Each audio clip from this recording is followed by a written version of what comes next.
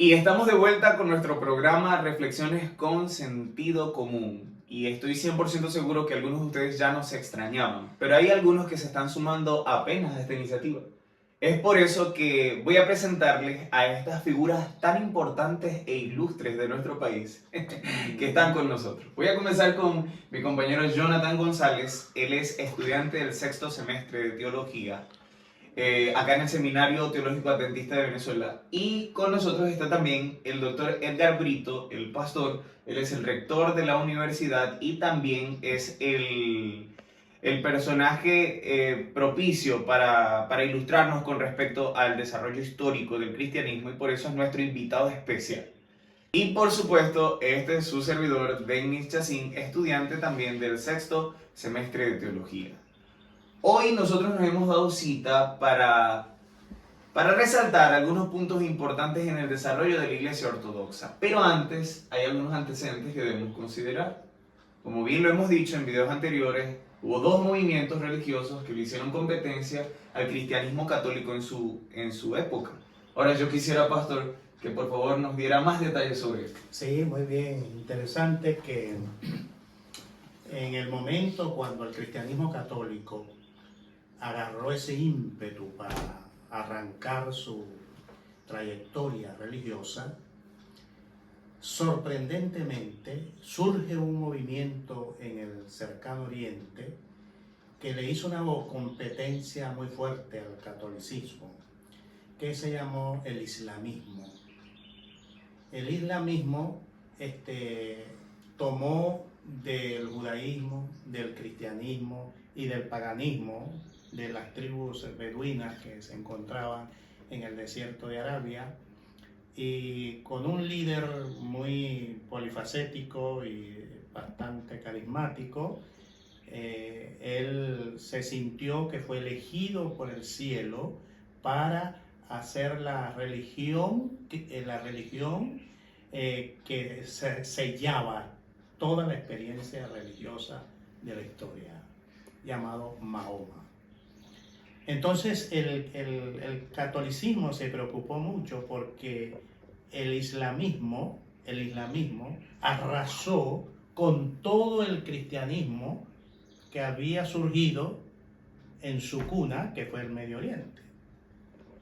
Entonces eso fue como especie así de una inundación que arrancó desde Arabia y se fue hacia todos los países circunvecinos, y luego se formó lo que después conocimos como un califato.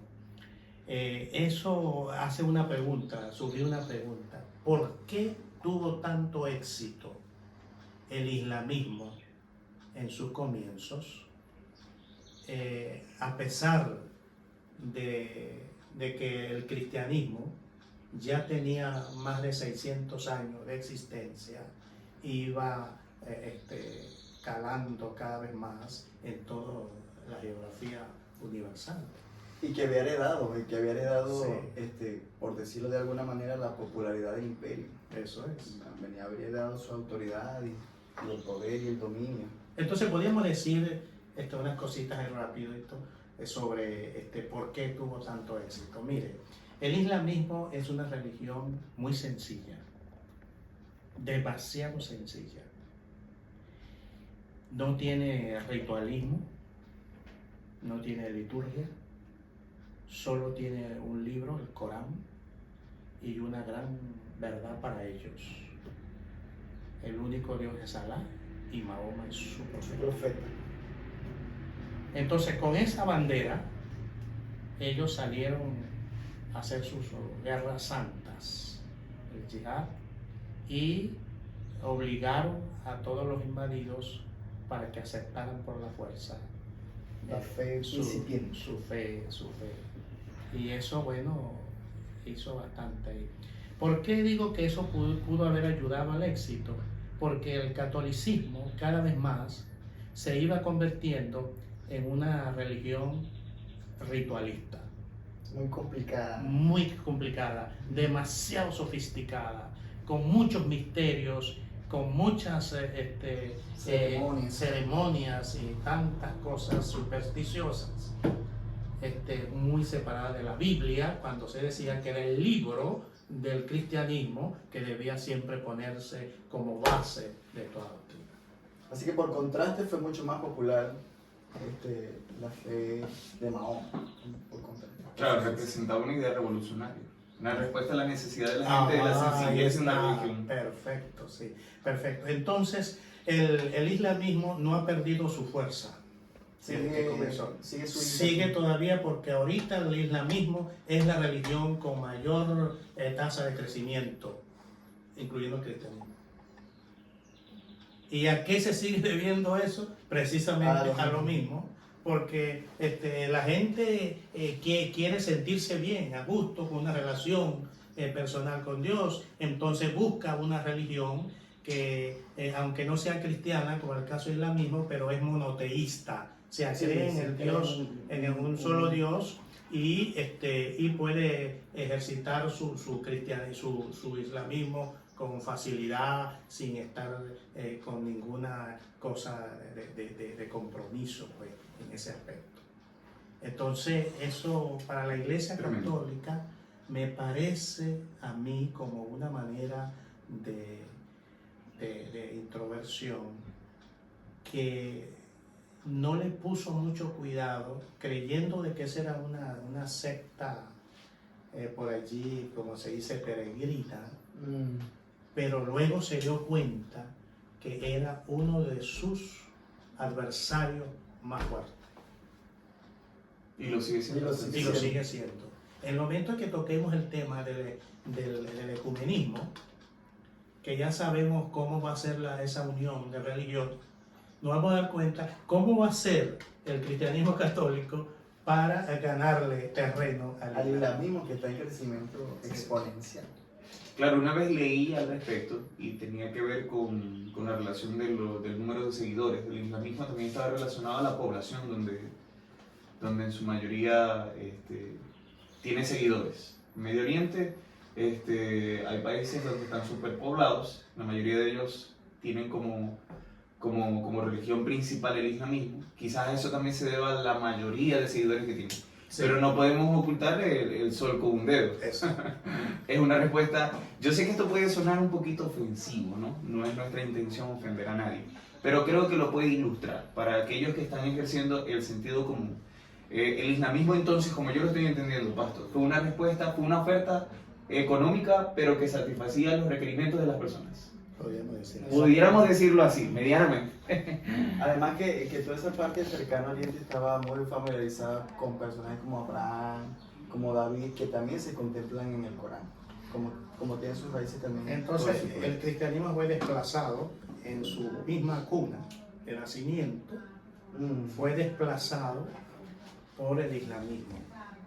El norte de África, que era también una buena sección donde el cristianismo cobró mucho auge, y llegó la invasión de los musulmanes a Europa por el oriente y por el oeste. Pero mire, ¿por qué? Porque los islámicos tenían en mente llegar hasta el mismo centro del cristianismo. ¿Cuál era? Roma. Para exterminar eso, porque ellos sintieron como una misión que cumplir, de acabar con el cristianismo que ellos decían que era idolátrico, porque ellos son enemigos de la idolatría, por eso no tienen imágenes. Tremendo. Entonces, ¿qué pasó? Invadieron por España en el 711 y conquistaron España y Portugal. Y ya iban para Francia, vía hacia Roma, Italia. Pero vino la batalla esta de Poitiers, y allí Carlos Martel le dio un parado allí, y ellos tuvieron que devolverse. Si no, ahorita el islamismo estaría, pues la religión principal de Europa. Y por consiguiente aquí en Occidente, porque nosotros heredamos nuestra fe de Europa. Así que fue universal.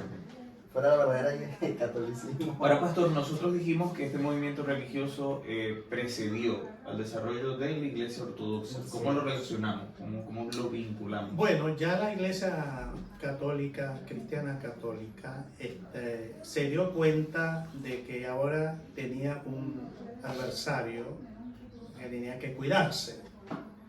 Pero ella estaba, sin darse cuenta, alimentando una corriente interna que desembocó en una división del cristianismo.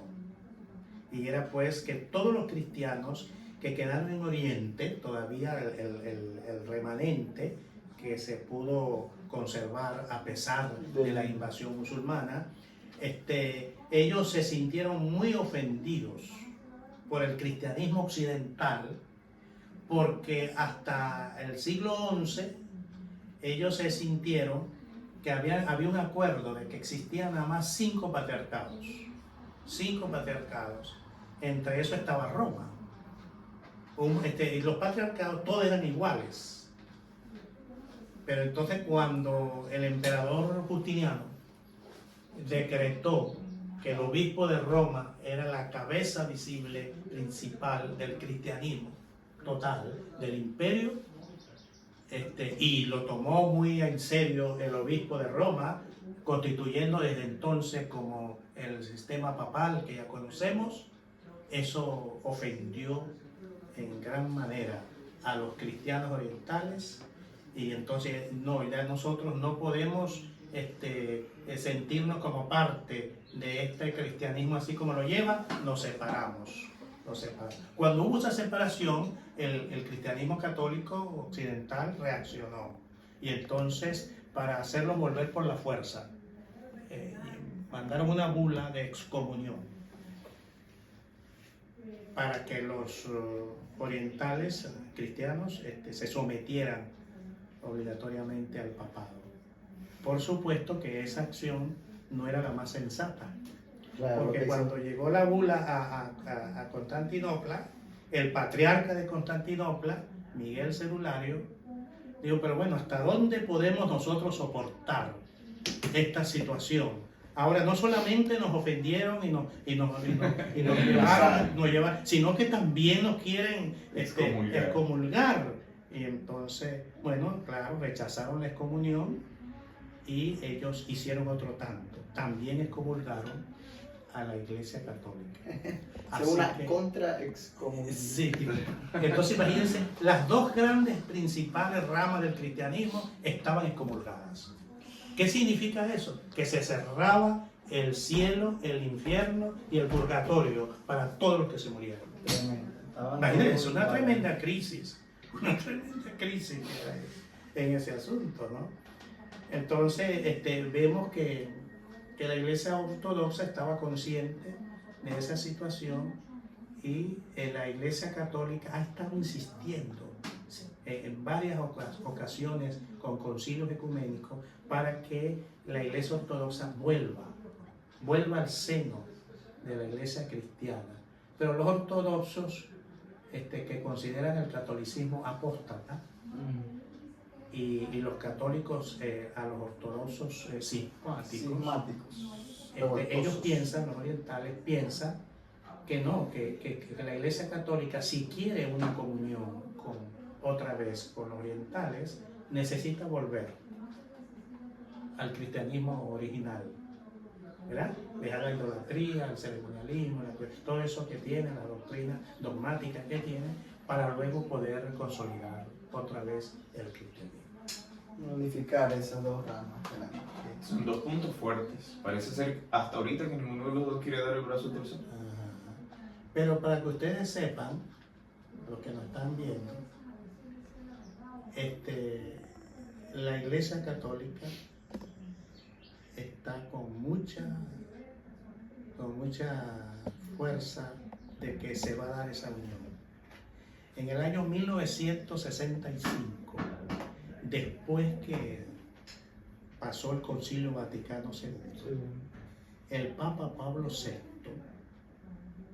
declaró que la excomunión, que en 1054, o sea, había sido impuesta. Sí, hacía como 500 años habían estado descomulgados, quedaba levantada. Cuando eso se supo en Oriente, en Constantinopla, allí donde están en Bizancio, entonces ellos también levantaron la excomunión. Eso es un gran paso que indicaba de que sí se va a poder hacer una conciliación. Sí, sí. Están en pleno proceso.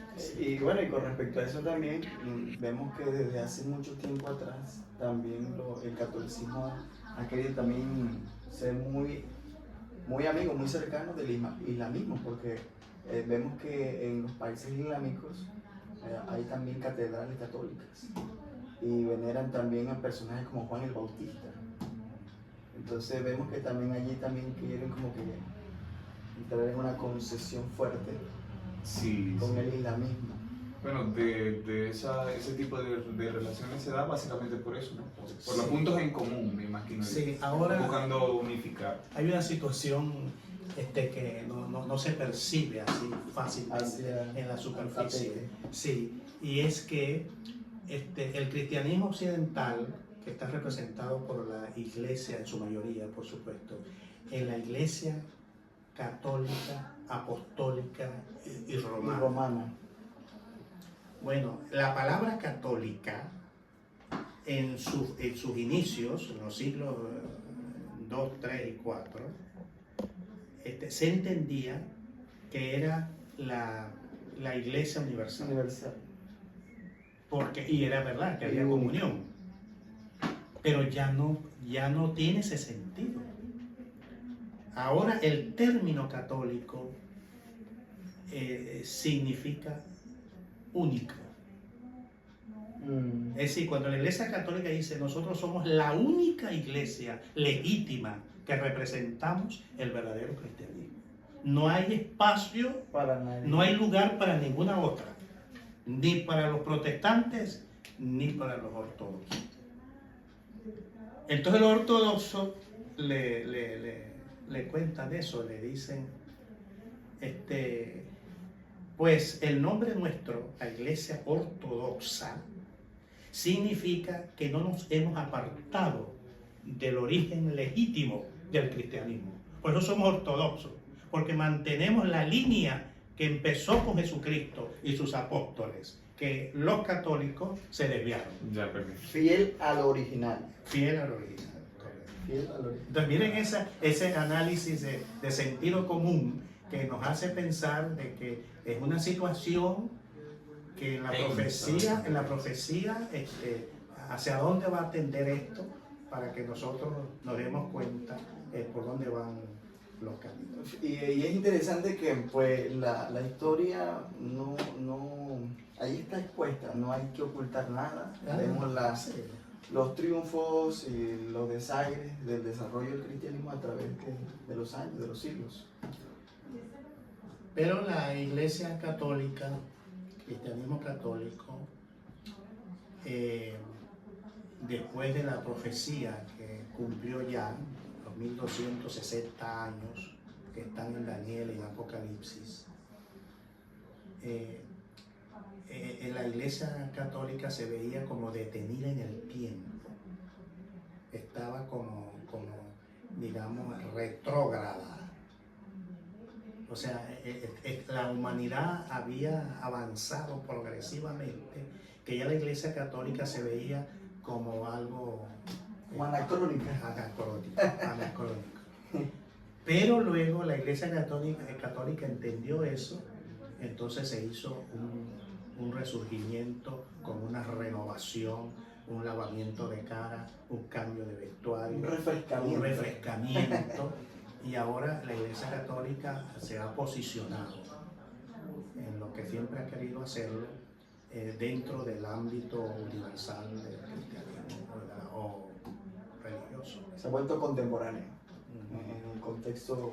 Pero quiero decirles que hay iglesias ortodoxas en Oriente que se han afiliado o se han alistado en el rito católico occidental.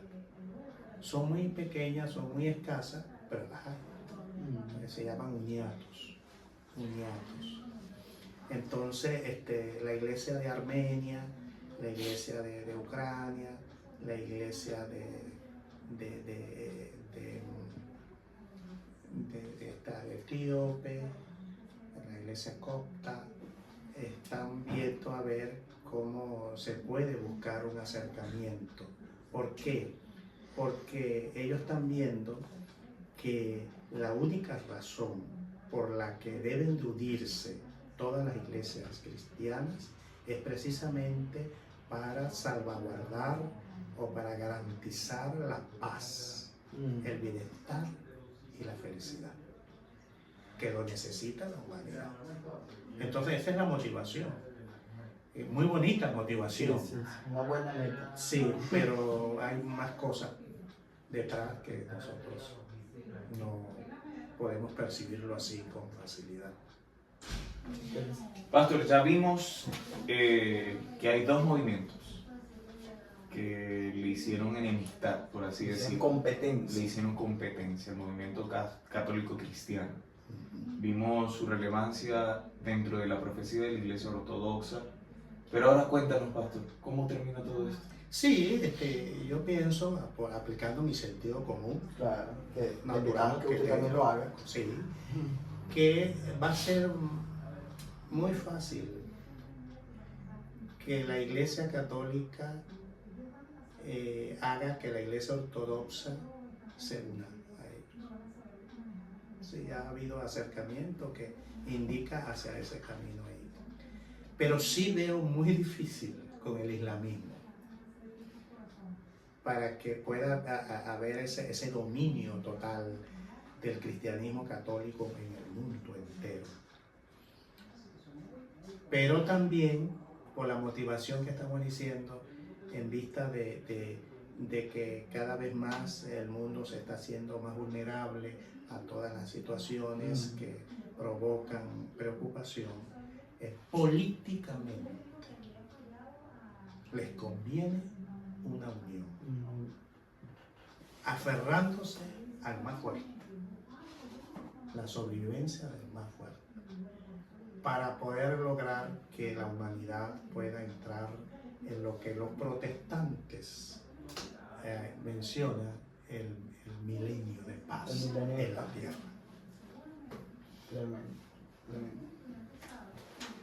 Entonces, podemos decir que dentro del plan divino todo ha ido encajando a su tiempo y como debe ser. Sí, señor.